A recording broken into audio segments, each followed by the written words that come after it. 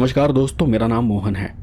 आपने निशिडाग की कई कहानियां सुनी होंगी, लेकिन निशिडाग जैसा ही एक प्रकार महाराष्ट्र के गांव में कई साल पहले बेहद चर्चा में था।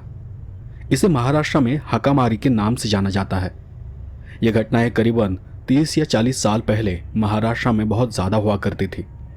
अब भी होती है, लेकिन अब इतनी ज़्यादा सुनाई नहीं देती। हकामारी विषय के संबंध में विस्तार में कहानी के अंत में बताऊंगा। अभी सिर्फ इसका मतलब बताता हूँ। हकामारी मतलब एक पुकार, अंधेरे से आती हुई एक पुकार, और अगर किसी ने पलटकर पुकारने वाले या पुकारने वाली को देख लिया तो फिर अगले दिन उस इंसान की सिर्फ लाश मिलती है। मेरे साथ भी कुछ साल पहले एक ऐसी ही घटना हुई थी। यह घटना साल 2007 या 2008 की है। उस वक्त लोगों के पास आज की तरह मोबाइल वगैरह नहीं हुआ करते थे। बहुत कम लोग मोबाइल का इस्तेमाल करते थे। कीपैड और वीजीए कैमरे वाले मोबाइल तो आपको याद ही होंगे। ये उन दिनों की बात है। उस साल मेरे एक दोस्त के घर की पूजा थी और शहर में हम दोनों पड़ोसी थे, इसलिए उन्होंने हमारे परिवार को भी पूजा पर बुलाया था। मेरे परिवार वाले तो नहीं गए, लेकिन उनकी जगह पर मैं उनके गांव चला गया था। ये गांव पहाड़ों की श्रृंखला से सटा हुआ था, कोकण की हरियाली में बसा हुआ गांव। कोकण में अगर आप कभी गए होंगे तो आपको पता होगा कि वहां की हरी भरी वादियां आपको सम्मोहित कर देती है। हर तरफ हरियाली, घने ऊंचे पेड़, ऐसा लगने लगता है कि कहीं हम किसी जंगल में तो नहीं आ गए। कोकण में कुछ ऐसा ही माहौल होता है। वो ठंड के दिन थे और मैं अपने पड़ोसी और दोस्त विशाल के साथ उनके गांव चला गया था। उस दिन दोपहर होने से पहले हम उनके नए घर पर चले गए थे। उनके परिवार के ज्यादातर लोग पूजा की तैयारी में थे और वो नए घर पर ही रुके हुए थे। घर बहुत बड़ा और सुंदर था, नया निर्माण, बड़ी जगह, 7-8 कमरों का एक बड़ा बंगला ही था। लेकिन तब मेरे दोस्त ने मुझसे कहा, मुझे इस घर से ज्यादा हमारा पुराना घर ही पसंद है। वो घर इस घर से लाख गुना अच्छा है। वो गांव के अंदर है, जो कि पुराने ढंग से बना हुआ है। कच्ची मिट्टी की दीवारें, खपरेल की नीचे जमीन तक उतरती छत और ठंडी हवा। और क्या चाहिए इंसान को। उसकी बातें सुनकर मैंने उसे कहा, तो ठीक है, फिर इस नए घर की पूजा तो कल है ना, तो आज की रात तो हम वहां गुजार सकते हैं। विशाल ने इस पर कहा, जाने में कोई बात नहीं है, लेकिन वहां फोन वगैरह काम नहीं करते। बिजली कभी होती है तो कभी नहीं। मोबाइल को नेटवर्क नहीं मिलता, इसलिए शहर में रहने वाले लोगों के लिए वहां एक रात बिताना किसी जेल में रात गुजारने जैसा है। मैं उसकी बात पर सोच रहा था, क्योंकि मेरा पूरा बचपन शहर में बीता था और मेरा कोई गांव नहीं था। इसलिए मुझे गांव देखने, वहां के घरों में रहने और वहां का अनुभव लेने की बहुत इच्छा थी। मैंने बिना किसी झिझक से कहा, अरे ठीक है, एक दिन में दुनिया डूब तो नहीं जाएगी ना। फिर घड़ी की ओर देखते हुए उसने कहा, तो फिर हमें जल्दी निकलना होगा। मेरी आजी हमेशा कहती है कि अंधेरा होने से पहले घर आ जाओ। उन्हें अंधेरा होने के बाद किसी का घर आना पसंद नहीं है। अब जिन्हें पता नहीं उन्हें बता दूं कि मराठी में दादी को आजी कहते हैं। मैंने सहजता से उसे पूछा, ऐसा क्यों? फिर वो बोला, अरे ये कोंकण है बाबा, यहाँ करनी, वशीकरण, भूत प्रेत के किस्से बहुत आम होते हैं। ये सुनकर मैं डरा तो नहीं, लेकिन मुझे थोड़ा आश्चर्य हुआ और हंसी भी आ गई। मैंने उसे कहा, तुम लोग इन सब बातों पर विश्वास कैसे कर लेते हो? उसने बस मुस्कुरा कर मेरी बात का जवाब दिया। फिर हमने उनके पुराने घर जाने की योजना बनाई, अपनी अपनी तैयारी की और जरूरी सामान अपने साथ ले लिया, और फिर हम दोनों उस पुराने घर जाने के लिए निकल पड़े। जब हम घर के बाहर थोड़ा दूर मेन सड़क पर आ गए, तब मैंने विशाल से पूछा, तो अब आगे कैसे जाना है? मतलब बाइक, बस या कोई गाड़ी? उसने मुझे चिढ़ाते हुए कहा, यहाँ और बस। सड़क पर जो भी गाड़ी दिखेगी उसे हाथ दिखाओ और अपनी ही गाड़ी समझकर निकल जाओ। फिर जैसे ही अगला मोड़ आ जाएगा, गाड़ी से उतर जाओ। उतरने के बाद उसी रास्ते को छोड़कर सीधे नीचे उतरते चले जाओ। 30 मिनट में हमारा घर दिखाई देने लगेगा, और अगर कोई गाड़ी मिलती ही नहीं है तो कम से कम हमें घर पहुंचने में 1 घंटा लगता है। वहां का माहौल वाकई इतना अच्छा था कि अगर मुझे 1 घंटा क्या 4 घंटे भी पैदल चलना पड़ता तो भी मैं बोर नहीं होता। हम गांव की बातें करते हुए उस रास्ते पर चलने लगे।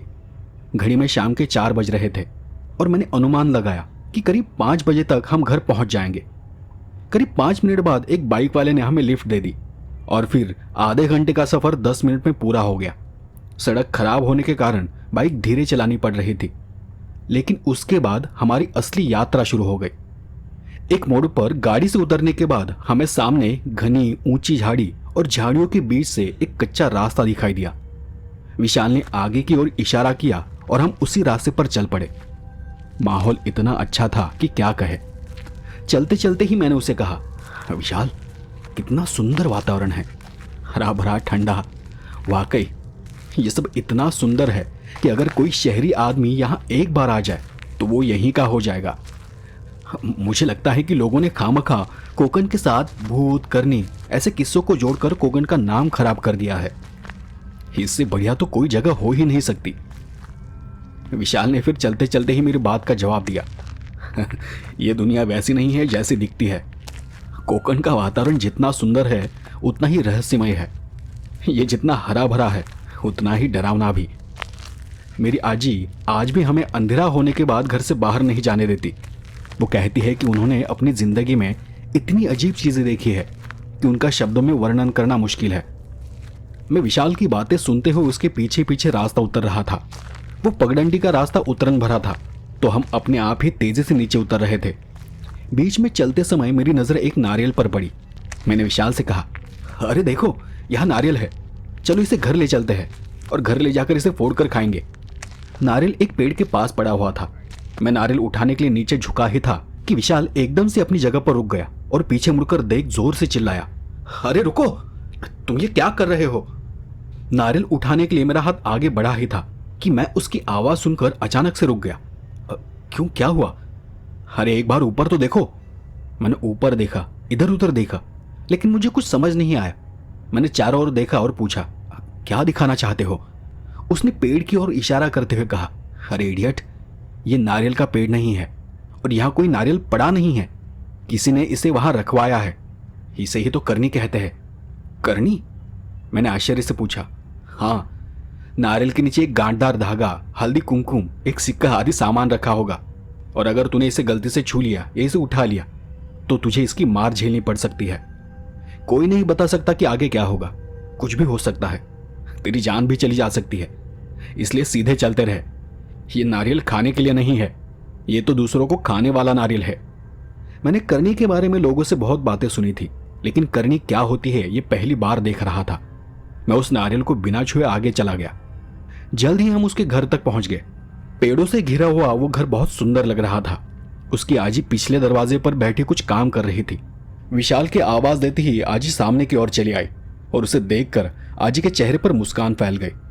उसने विशाल के चेहरे पर प्यार से हाथ फेरते हुए कहा, आ गए, आओ अंदर आ जाओ। और ये तुम्हारे साथ कौन है? आजी, ये मेरा दोस्त मोहन है, हम मुंबई में पड़ोसी है। विशाल ने आजी की बात का जवाब दिया। मैंने भी आजी को प्रणाम किया। उन्होंने मेरे सिर पर हाथ रखा और विशाल से पूछा, तुम मुंबई से यहाँ कब आए? आजी, हम सुबह ही आ गए थे, आपसे मिलने का मन किया तो यहाँ चला आया। विशाल ने अपना बैग कंधे से उतार कर बाजू में रख दिया। आजी ने हमें कोकण में बनाए जाने वाले कुछ विशेष व्यंजन खिलाए। उनका शरीर एकदम बारीक और साधारण, जैसे किसी बूढ़ी औरत का होता है, लेकिन इसके बावजूद भी आजी आज भी अकेले पूरे घर की देखभाल किया करती थी। वो आज भी घर की खेती कर लेती थी। उन्होंने घर के इर्द गिर्द नारियल के पेड़ बड़ी मेहनत से लगाए और उन्हें बढ़ाया था। किसी जवान लड़की को भी मात दे, इतनी फुर्ती से वो सब काम कर रही थी। फिर हम दोनों ने बाहर ही अपने हाथ पैर धोए और अंदर के कमरे में चले गए। मैं अपना बैग रखकर बाहर आकर झूले पर बैठ गया और वहां बैठा बैठा प्रकृति को देखने लगा। आजी अपना रोज का काम कर रही थी और तब विशाल भी कमरे से बाहर आ गया। उसने अपनी आजी से कहा, आजी, थोड़ा वाड़ी होकर आता हूँ, लोगों से मिलना भी हो जाएगा और देखता हूँ आते आते कहीं कटहल मिलता है क्या। इस बात पर आजी ने कहा, अंधेरा होने वाला है, किसी से मिलने कहीं जाने की कोई जरूरत नहीं है, सुबह दिन के वक्त चले जाना। विशाल ने अपनी भौहें ऊंची करते हुए मेरी तरफ देखा। आजी, बस टहलने जा रहा हूँ और अंधेरा होने में अभी काफी वक्त है, हम अंधेरा होने से पहले वापस आ जाएंगे। इस बात पर आजी ने थोड़ा गुस्से में ही कहा, एक बार कहा ना, इस वक्त कहीं जाने की कोई जरूरत नहीं है। विशाल ने अपने कंधे उचकाते हुए मुझे इशारा किया कि आजी ऐसी ही है। विशाल आजी के पास चला गया और उसने फिर पूछा, अच्छा तो क्या हम घर के पीछे बगीचे में जा सकते हैं? आजी ने फिर से उसे एक बार घूर कर देखा और कहा, लेकिन तुरंत वापस आ जाना। विशाल ने मुझे अपने पीछे आने का इशारा किया। वो मुझे अपने घर के कमरे दिखाते हुए पीछे की ओर लेकर चला गया। घर के अंदर 3 कमरे थे, एक के बाद एक सटा हुआ, फिर एक रसोई घर और उसके पीछे नारियल, ताड़ के पेड़ और कई दूसरे पेड़ भी थे। बगीचे के पेड़ों को देखते देखते आसपास अंधेरा छाने लगा। और फिर हम वापस घर की ओर चल पड़े। जैसे ही मैं घर के पास पहुंचा, मुझे एहसास हुआ कि मेरी घड़ी कहीं गिर गई है। मैंने यहाँ वहाँ देखते हुए विशाल से पूछा, अरे तुमने मेरी घड़ी कहीं देखी? उसने मेरा हाथ देखा और जवाब दिया, घर में या बैग में होगी। मैंने अपनी जेबें चेक की और फिर उसे कहा, नहीं, मुझे अच्छी तरह से याद है कि मैंने फ्रेश होने के बाद अपनी घड़ी पहन ली थी और घर से निकलते समय मैंने उसी में वक्त भी देखा था। और फिर से कुछ देर यहाँ वहाँ देखने के बाद मैंने उसे कहा, तुम रुको, मैं जाकर देख कर आता हूँ, शायद रास्ते में कहीं गिर पड़ी होगी। विशाल ने आंखें चौड़ी करते हुए बोला, पागल है क्या? हाजी को पता चला तो वो मुझे डांटेगी, और वैसे भी अभी अंधेरा होने वाला है और हमें ये तक नहीं पता कि वो घड़ी कहाँ पड़ी होगी, इसलिए अभी रहने दे, हम सुबह जाकर ढूंढ लेंगे। आजी उस वक्त घर के पीछे कुछ काम कर रही थी, इसलिए मैंने उसकी बात का कोई जवाब नहीं दिया। वो घड़ी मेरे लिए बहुत ज़रूरी थी। जैसे ही आजी घर के अंदर चली गई, मैंने उसे बोला, देख, मैं बस यूँ गया और यूँ आया, ज़्यादा दूर नहीं जाऊँगा, जहाँ तक पॉसिबल है वहाँ तक देख कर जल्दी लौट आता हूँ। और इससे पहले कि वो मुझे कुछ कह पाता, मैं वहाँ से भागता हुआ पीछे की ओर चला गया। मैं उन झाड़ियों में पीछे दौड़ रहा था और उसी के साथ पेड़ों की परछाइयाँ घनी होती जा रही थी। सूखी गीली घास पर पड़ते कदमों की आवाज़, आसपास दूर कहीं से आती मेंढकों की आवाज़ और रात के कीड़ों की अजीब सी किरकिराहट हर तरफ गूंज रही थी। कुछ दूर तक भागने के बाद विशाल और वो घर दिखाई देना बंद हो गया, लेकिन वहाँ से थोड़ा दूर आगे जाने पर मुझे पत्तों की तेज सरसराहट सी सुनाई दी। ऐसा लगा जैसे कोई चीज़ मेरे बगल की झाड़ियों में से मुझसे दुगनी तेज़ी से आगे बढ़ रही हो। मैं एकदम से रुका और यहाँ वहाँ देखने लगा। देखा तो वहाँ कोई नहीं था। लगा कि कुछ पल में ही वहाँ जो कुछ था वो गायब हो गया हो। मैं पत्तों की सरसराहट साफ सुन सकता था, लेकिन आसपास पेड़ों के अलावा कुछ भी नहीं था। इसी बीच मुझे एक पेड़ की शाखा पर कुछ चमकता हुआ सा दिखाई दिया। वो चीज़ घने पेड़ों से होकर आने वाली आखिरी सूरज की किरणों से चमक रही थी। मैंने अपना सिर थोड़ा बाएं दाएं घुमाया और फिर उसे ध्यान से देखा तो ये मेरी घड़ी थी और उसका कांच चमक रहा था। लेकिन फिर भी मैं कुछ देर उसे देखता रहा, क्योंकि मुझे इस बात का आश्चर्य हो रहा था कि घड़ी शाखा पर कैसे लटकी हुई है। हम तो किसी पेड़ पर भी नहीं चढ़े थे। ये जगह मुझे नई लग रही थी। यहाँ के भूतहा किस्सों और अजीब चीज़ों को सुनकर मेरे मन में पहले ही अजीब अजीब ख्याल आने लगे थे, इसलिए मैं और आगे नहीं गया। वहीं पर पड़ी एक मोटी लकड़ी उठाई और उस शाखा की ओर फेंक कर मारी। जैसे ही लकड़ी शाखा पर लगी, वो घड़ी नीचे सूखी घास में गिर पड़ी। मैंने फिर से इधर उधर देखा और जल्दी से जाकर घड़ी को उठा लिया। उसी पल हवा के तेज पत्तों की सरसराहट सुनकर मेरा शरीर कांप उठा। मोहन, मोहन। ये विशाल की आजी की आवाज़ है, लेकिन आजी इतनी जल्दी यहाँ कैसे आ गई? ये मुमकिन नहीं है। मैंने तो आखिरी बार उन्हें घर के पास काम करते हुए देखा था, और अगर ये आजी नहीं है तो ये मेरा नाम कैसे जानती है? हे भगवान, यहाँ ज़रूर कुछ भयानक हो रहा है। ये सोचकर मैं जितनी तेज़ी से वहाँ आया था उसी तेज़ी से वापस भागा। पत्तों की सरसराहट मुझे अब भी सुनाई दे रही थी, जैसे कोई मेरा पीछा कर रहा हो। फिर वो आवाज़ एकदम से आनी बंद हो गई। ऐसा लग रहा था मानो कोई मेरे पीछे पीछे किसी सांप की तरह रेंगता सरकता हुआ आ रहा हो, और फिर अचानक वो बीच में कहीं रुक गया। मैं लगभग भागकर घर वापस आ गया। विशाल भी मुझे देखकर चौंक गया। मैं हाँफते हुए उसके पास जाकर रुका और मेरी हालत देखकर उसने पूछा, क्या हुआ? तू इतनी तेज क्यों भाग रहा है? जैसे कोई शेर तेरे पीछे पड़ा हो। और क्या तुझे घड़ी मिली? मैंने हाँफते हुए उसकी बात का जवाब दिया। अरे अरे वहाँ कुछ था। उसने मेरा नाम पुकारा, मुझे बुलाया, मुझे आवाज़ दी। मुझे नहीं पता कि वो कौन था, लेकिन मुझे वो बहुत अजीब लगा। और तुमने पहले ही मुझे भूतों की कहानियाँ सुनाकर मेरे मन में डर भर दिया है। यह सब कुछ बताने के बाद भी मैं हाँफ रहा था, और विशाल मेरी हालत पर हंसने लगा। और फिर उसने बोला, तुझे ज़रूर कोई वहम हुआ होगा, वो कोई सांप या कोई छोटा जानवर रहा होगा। अब अंदर चल, आजी को पता चल गया तो खामखा गाली पड़ जाएंगी, और ऊपर से बेइज्जती होगी वो अलग। और हाँ, लाइट रहते ही लैपटॉप को फुल चार्ज कर ले, पता नहीं कब लाइट चली जाए। हम आज रात को अक्षय की भूल भुलैया मूवी देखेंगे। फिर मैं उसके साथ घर के अंदर चला गया। घर के आगे के हिस्से में जाकर मैंने सामने रखी बाल्टी से पानी लिया और अपने हाथ पैर धोकर वापस अपने कमरे में चला गया। उस वक्त आजी घर की रसोई में कुछ बना रही थी। मैंने लैपटॉप को चार्जिंग पर लगाया और जाकर रसोई में आजी के पास बैठ गया। आजी ने मेरे ओर देख कर पूछा, क्या तुम्हें कुछ चाहिए? क्या तुम्हें भूख लगी है? मैंने उनके बगल में बैठते हुए ना में सिर हिलाया और कहा, नहीं, बस ऐसे ही बैठा हूँ। फिर मैं कुछ देर चुपचाप बैठा रहा, आजी को रोटियां बनाते हुए देखता रहा। मैं अंदर ही अंदर सोच रहा था कि उनसे अपने अनुभव के बारे में पूछूं या नहीं। दिमाग में वही सब चल रहा था। फिर मैंने एकदम से पूछा, आजी, विशाल कह रहा था कि आपके यहाँ यानी कोकण में ये भूत प्रेत, ये करनी बाधा बहुत चलता है, लेकिन क्या ये सब सच होता है? आजी ने कहा, हाँ, इससे भी बुरे और बेहद भयानक चीज़ें होती हैं यहाँ। आप तो अकेले रहते हैं, क्या आपको कभी डर नहीं लगता? मैंने थोड़ा हिचकिचाते हुए पूछा, अकेले क्यों? मेरे साथ मेरा बेटा रहता है ना। अब उसे पता चल गया होगा कि तुम यहाँ आ रहे हो, इसलिए वो आज नहीं आया। और वैसे भी मुझे यहाँ रहते हुए 50 से भी अधिक साल हो गए हैं। मैंने अपना पूरा जीवन यहीं पर बिताया है। जब मेरी नई नई शादी हुई थी तब मुझे डर लगता था, लेकिन अब मुझे इसकी आदत पड़ गई है। और अब तो इतनी उम्र हो गई है कि इन सब चीज़ों से डरकर भी क्या करूँगी। मुझे समझ नहीं आ रहा था कि मैं उन्हें बताऊं या नहीं कि मेरे साथ क्या हुआ है, लेकिन मैंने अपनी कहानी उन्हें अलग तरीके से बताई। अजीब, मेरे एक दोस्त के साथ एक अजीब घटना हुई थी। मतलब वो दोस्त यहीं कोकण का ही रहने वाला है। पिछले साल जब वो छुट्टियों में अपने घर आया था तो उसके साथ एक अजीब घटना हुई थी। वो जंगल के रास्ते से घर जा रहा था और तभी उसने पीछे से किसी के बुलाने की आवाज़ सुनी। वो आवाज़ सुनकर वो बहुत डर गया, क्योंकि वो आवाज़ उसके भाई की आवाज़ थी और कुछ देर पहले ही उसने अपने भाई से बात की थी और उसका भाई उस वक्त शहर में था। और तब वो इतना डर गया था कि उसी हालत में दौड़ता हुआ घर तक चला गया था। ये बात बोलकर मैं अपने आप ही हंसने लग गया। तब आजी ने अपनी धीमी बूढ़ी आवाज़ में मुझे कहा, हमारे यहाँ इसे हकामारी कहते हैं। आजी ने चूल्हे की लकड़ी हिलाते हुए आगे बोला, ये एक स्मशान का भूत होता है।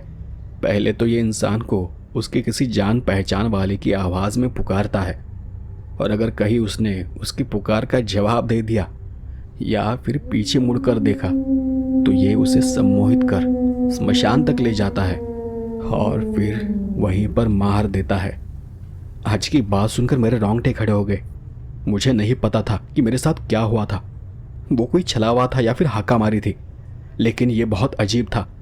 सच में मेरा नसीब अच्छा रहा होगा कि मैं बच गया था, क्योंकि न मैंने उस पुकार का जवाब दिया था और न ही पीछे मुड़कर देखा था। मैंने फिर कुतूहल से पूछा, आजी, क्या आपके साथ भी ऐसा कुछ हुआ था? हुआ था। कई किस्से हैं, पर मैं तुझे हाकामारी का ही किस्सा बताती हूँ। मेरी शादी को उस वक्त 6-8 महीने बीत गए थे। तब भी हमें शाम होने से पहले घर आने की हिदायत दी गई थी। तब मेरे मायके में एक बहुत बुरी घटना हुई, तो मुझे अचानक वहाँ जाना पड़ा। कुछ दिनों बाद मैं वापस अपने ससुराल लौट आ गई और उस शाम मैं खेतों में काम कर रही थी।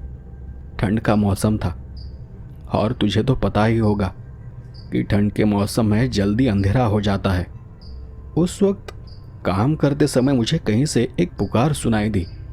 अब मेरा नसीब अच्छा कहो या कुछ भी कह लो, क्योंकि जहाँ मैं बैठी थी वहाँ ठीक मेरे पीछे एक पेड़ था। तो मैंने जब उस आवाज़ की तरफ मुड़कर देखा तब मुझे एक पेड़ दिखाई दिया और पेड़ के पीछे बस एक सड़ा गला सा हाथ। उसे देखकर मैं समझ गई कि ये कोई बहुत बुरी चीज़ है। इसलिए फिर मैंने उसकी बात का जवाब नहीं दिया, और जब उसने दोबारा पुकारा तब मुझे एहसास हुआ कि ये तो मेरी माँ की आवाज़ है। और मैं तो उसी दिन अपनी माँ की 13वीं कर ससुराल से लौट आई थी। आजी की कहानी सुनकर मेरे हाथ पैर ठंडे पड़ गए। तो आगे क्या हुआ जी? मैंने ठंडी आवाज़ में पूछा। आगे तो जब मुझे एहसास हुआ कि ये आवाज़ मेरी मरी हुई माँ की है, तब मैं जान गई कि ये हाका मारी है, और मैं सीधे उठकर घर की तरफ चल पड़ी। घर पहुंचने तक मुझे उसकी आहट सुनाई देती रही। वो मेरे पीछे पीछे ही आ रही थी। उसने फिर एक आखिरी बार मुझे पुकारा और वो अचानक कहीं गायब हो गई। पर जब मैंने घर आकर मेरे पति को ये सब बताया तब मेरे पति ने मुझे आते ही डंडे से पीट दिया। आज की बात सुनकर मुझे हंसी आ गई। क्या आपके पति आपको मारते भी थे? अरे नहीं, ये वो वाला पीटना नहीं था। मतलब वो सचमुच नहीं मारते। ये इसलिए पीटा जाता है कि बुरी ताकतें तुमसे दूर रहे। ये एक तरह की लाठी की मार होती है।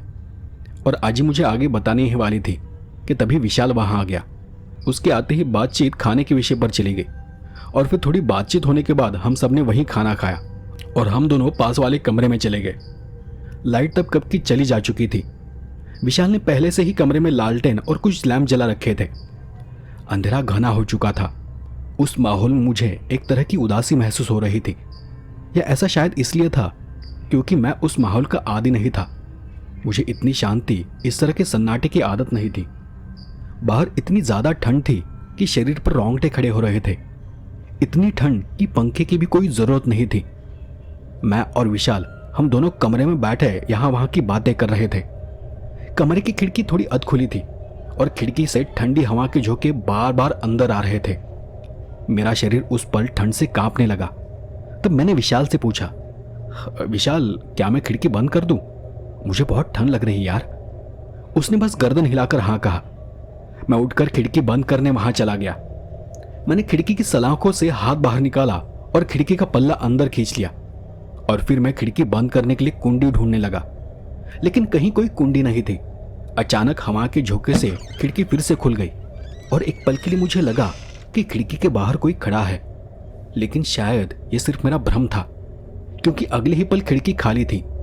तभी विशाल ने मुझे कहा, अरे खिड़की को कुंडी नहीं है, नीचे देख एक तार होगा, उसे खींचकर कहीं अटका दे और बंद कर दे। मैंने वैसा ही किया जैसा विशाल ने मुझे कहा और मैं वापस आकर मूवी देखने लगा। मूवी देखते देखते मुझे नींद आने लगी थी। आंखें बंद हो रही थी। मैंने टाइम देखने के लिए घड़ी की ओर देखा और तब मुझे शाम को झाड़ियों में हुई घटना याद आ गई। उसे याद कर एक बार फिर मेरे रोंगटे खड़े हो गए। हकामरी शब्द मेरे दिमाग से जा ही नहीं रहा था। वो घटना बार बार मेरी आंखों के सामने तैर रही थी। मैंने पीछे लेटते हुए विशाल से कहा, विशाल तुम फिल्म देखो, मैं सो रहा हूं, मुझे बहुत नींद आ रही है। और मैं पास वाले बिस्तर पर करवट बदलकर सो गया। मुझे नहीं पता कि मैं कितनी देर तक ऐसे ही लेटा पड़ा था। मेरे मन में जो कुछ चल रहा था, भूत प्रेत करनी, छलावा, हकामारी, ये सब बहुत अजीब था। कुछ देर बाद मैंने करवट बदली और पीछे देखा तो विशाल भी लैपटॉप बंद कर सो चुका था। मैं भी सोने की कोशिश करने लगा और कुछ ही देर में मेरी आंखें नींद से बंद होने लगी। तभी मैंने धीमी आवाज में किसी की पुकार सुनी। मैंने जल्दी से अपनी आंखें खोली। मैंने साफ साफ सुना था कि ये विशाल की आवाज थी, लेकिन जब मैंने पीछे मुड़कर देखा तो विशाल अपनी जगह पर नहीं था। उसका बिस्तर खाली था। मैं उठकर बैठ गया और लालटेन की रोशनी में मैंने अपनी आंखों पर जोर डालते हुए ध्यान से देखा। विशाल कमरे में कहीं नहीं था। मुझे खिड़की के पास कुछ हलचल महसूस हुई, जैसे कोई अंदर उंगलियां डालकर उसे खोलने की कोशिश कर रहा हो। मैंने फिर से वही आवाज सुनी, मोहन मैं यहाँ हूँ, मुझे अंदर आने दो। मुझे इस बात का आश्चर्य हुआ कि विशाल बाहर कब चला गया। आवाज बाहर से आ रही थी। उस वक्त मैं बहुत डर गया था, इसलिए मैंने दरवाजा नहीं खोला। सोचा कि खिड़की खोलकर देखता हूँ। मैं उठकर खिड़की के पास चला गया और धीरे से खिड़की खोल दी। लालटेन की पीली रोशनी में मैंने देखा कि विशाल खिड़की से थोड़ा दूर बाहर खड़ा है और वो मुझे देखकर मुस्कुराकर रो रहा था। विशाल। और तब मैं सोचने लगा कि कहीं मेरी आंखें धोखा तो नहीं खा रही। वो मुस्कुराते हुए अचानक से मुस्कुराने लगा और एकदम से मुड़कर पीछे चलने लगा। वो अंधेरे में और आगे चला गया और फिर मुझे सिर्फ उसकी एक धुंधली सी परछाई दिखाई देने लगी। मैं घबराते हुए दरवाजे की ओर बढ़ा। दरवाजा खोलने की मेरी हिम्मत नहीं हो रही थी क्योंकि वहां जो भी हो रहा था, मैं जो कुछ भी देख रहा था, उस पर मुझे जरा भी विश्वास नहीं हो रहा था। पर उस आवाज में एक अजीब सा खिंचाव था जो मुझे अंदर से दरवाजा खोलने के लिए मजबूर कर रहा था। मैंने फिर से एक नजर अंदर देख लिया। विशाल वहां नहीं था। मेरे मन में एक ख्याल ये भी आ रहा था कि कहीं विशाल खुद हकामारी का शिकार तो नहीं बन गया, या कहीं ये सब मेरे मन का वहम तो नहीं। न चाहते हुए भी मेरा हाथ दरवाजे की कुंडी पर चला गया और फिर मैंने एकदम से दरवाजे की कुंडी खोल दी। बाहर से आते एक हवा के झोंके से दरवाजा अपने आप खुल गया मेरे हाथ में लालटेन थी और उसकी हल्की पीली रोशनी में मैं बाहर दूर फैले हुए घने अंधेरे में देखने की नाकाम कोशिश कर रहा था। तभी मुझे एक हलचल, एक सरसराहट सी सुनाई दी, एक बहुत तेज सरसराहट। और उस सरसराहट के साथ ही दूर अंधेरे में से कुछ हलचल दिखाई दी और अचानक बिजली की तेजी से कोई परछाई सरकती हुई मेरे सामने आकर खड़ी हो गई। मैंने ठीक से देखा था, वो परछाई चलकर नहीं आई थी, वो एक तरफ से सरकते हुए आई थी। मेरी सांसें एकदम से तेज हो गई, आवाज गले में अटक गई, हाथ पैर और सिर एकदम से भारी हो गया। वो परछाई ठीक मेरे सामने खड़ी थी, अपनी बड़ी बड़ी आंखों से मुझे घूर रही थी। वो कोई औरत थी जिसमें जरा भी हलचल नहीं थी। उसे देख कोई भी कहता कि वो कोई प्रेत है, लेकिन उसके बावजूद वो मुर्दा नहीं लग रही थी। मैं एकटक उसे ही देख रहा था और तब उसने अपना सख्त चेहरा मेरे चेहरे की तरफ आगे बढ़ाया और हल्की धीमी आवाज में मेरे कान के पास आकर वो बोली, मोहन, मेरे साथ चलो। मेरा पूरा बदन कांप रहा था, मैं खुद को रोक नहीं पा रहा था। न जाने कैसे मैंने अपना थरथराता हुआ एक पैर चौखट से बाहर रख दिया और जैसे ही मैंने अपना पैर चौखट से बाहर रखा, किसी ने जोर से मेरे पैर पर डंडा मारा। मैं दर्द से चीख उठा। मैंने देखा कि वो डंडा विशाल के आजी ने मुझे मारा था और उन्होंने वही डंडा उस प्रेत के सामने जमीन पर पटका। डंडा पटकते ही जमीन की धूल के साथ साथ आग और चिंगारी निकलने लगी, जैसे वहां कोई विस्फोट हुआ हो। वो परछाई, वो औरत गुस्से से हमें देखते हुए तेजी से सरकते हुए अंधेरे में कहीं गायब हो गई। और तब विशाल भी पीछे कहीं से दौड़कर मेरे पास आ गया और उसने मुझे गिरते हुए संभाल लिया। उस पल मेरी हालत किसी मरीज जैसी हो चुकी थी, शरीर में जरा भी ताकत नहीं थी। ऐसा लग रहा था जैसे मेरा शरीर किसी के वश में हो। विशाल मुझे खींचकर अंदर ले गया। आजी उस परछाई को गालियां देते हुए जमीन पर डंडा पीटती रही। कुछ देर बाद आजी भी घर के अंदर आ गई और दरवाजा बंद कर लिया। तब तक मेरा पूरा शरीर पसीने से भीग चुका था, मानो वो किसी शक्ति का विरोध कर रहा हो। विशाल ने मुझे बिस्तर पर लिटाया और फिर आजी ने मेरे माथे पर कुछ भस्म लगाया और अपने हाथ के उसी डंडे से मेरे शरीर को धीरे से मारने लगी। उसके बाद आजी ने वो डंडा मेरे शरीर के ऊपर से 7-8 बार घुमाया। मैं वो सब होते हुए देख रहा था, पर मैं समझ नहीं पा रहा था। फिर मुझे कुछ पिलाया गया और मैं उसी हालत में सो गया। दूसरे दिन मेरी आंख खुली और जाकर देखा तो मेरे हाथ पैर बंधे हुए थे। मैंने ऊपर घड़ी में देखा तो दोपहर के 2 बज रहे थे। वो देख मैं हक्का बक्का रह गया। मैं सोचने लगा कि मुझे बांधा किसने है और किसी ने मुझे जगाया क्यों नहीं। मुझे रात में क्या हुआ था वो बस थोड़ा धुंधला धुंधला सा याद आ रहा था। मेरी हालत ऐसी थी जैसे मैंने कोई नशा किया हो। जब मैं जागा तो मेरे पास कोई भी नहीं था। मैंने विशाल को जोर से आवाज लगाई। विशाल बाहर कहीं से दौड़ता हुआ मेरे पास आ गया और मुझे देखकर हंसने लगा। ये क्या है? मैंने उसे गुस्से में ही पूछा। बिना कुछ कहे वो मेरे बंधे हाथ पैर खोलने लगा और फिर उसने हंसते हुए जवाब दिया, मैं इसे सुबह ही खोलने वाला था, लेकिन मैंने इसे जानबूझकर रख दिया ताकि जब तुम उठो तो तुम्हें याद आ जाए कि रात तुम्हारे साथ क्या हुआ था। उसकी बात सुनकर मैंने आश्चर्य से पूछा, मतलब क्या हुआ था? मुझे बस इतना याद है कि तुम रात को घर से बाहर चले गए थे।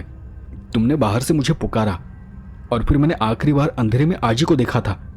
शायद वो मुझे मार रही थी।